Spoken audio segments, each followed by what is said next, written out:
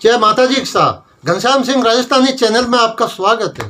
भाइयों, आपने अपने अड़ोस पड़ोस में, रिश्तेदारियों में या दोस्तों के परिवार में ये देखा होगा, एक आध आदमी बहुत सीधा और सज्जन होता है, सही बोलने वाला होता है, धार्मिक प्रवृत्ति का होता है, ईमानदार होता है, पूजा पाठ में विश्वास रखते हैं।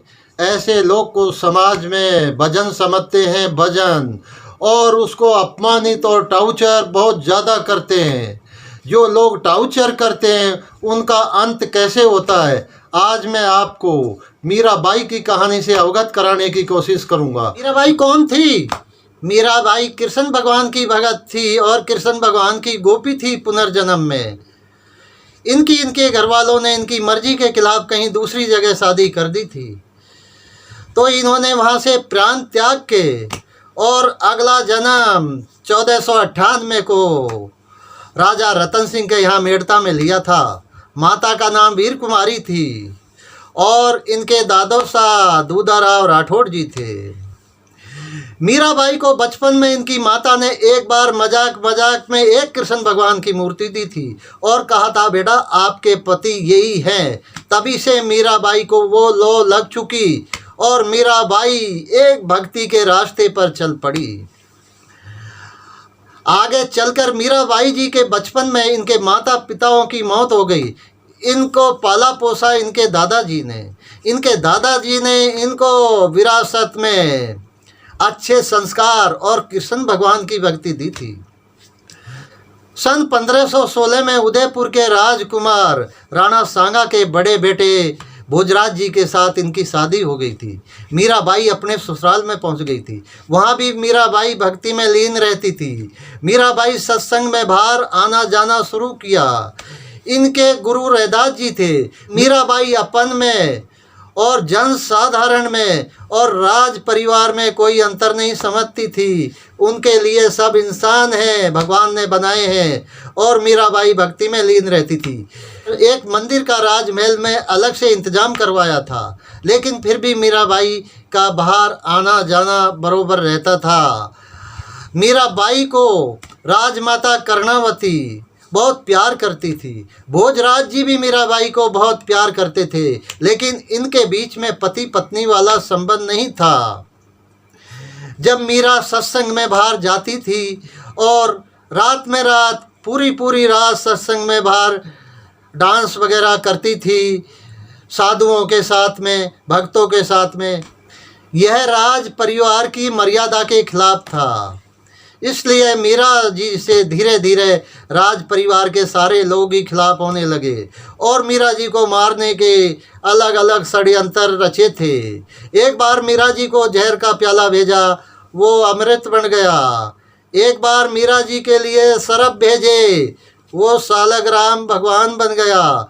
एक बार मीरा जी को शेर भेजा, वो नरसिंह भगवान बन गए।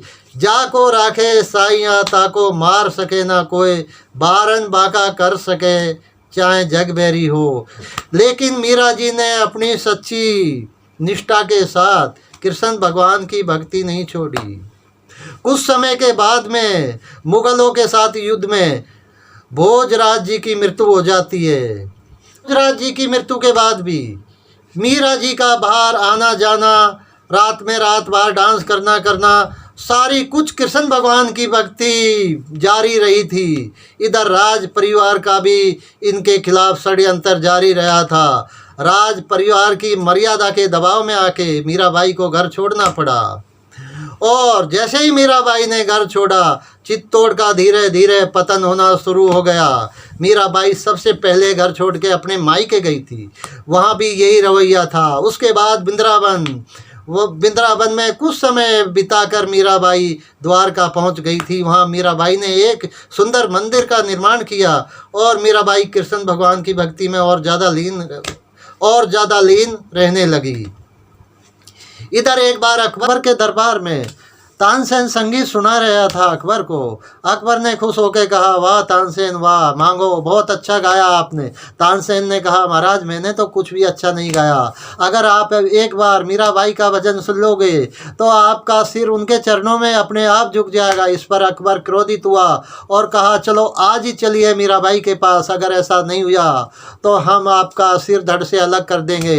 इस पर अकबर और तानसेन साधु का भेष बना के द्वारका पहुंच जाते हैं और मीराबाई के सत्संग में जाके बैठ जाते हैं। जैसे ही अकबर ने मीराबाई का भजन सुना, अकबर का ऑटोमेटिक सिर मीराबाई के चरणों में बार बार झुकता गया। इस पर मीराबाई ने अकबर को उठा के आशीर्वाद दिया और कहा, ये सिर आप मेरे चरणों में बार बार नहीं झुकाइए, उनके चरणों में झुकाओ जिनसे आप शर्त लगा के आए हो। इस पर अकबर बहुत शर्मिंदा हुआ और मीराबाई से क्षमा याचना मांगी।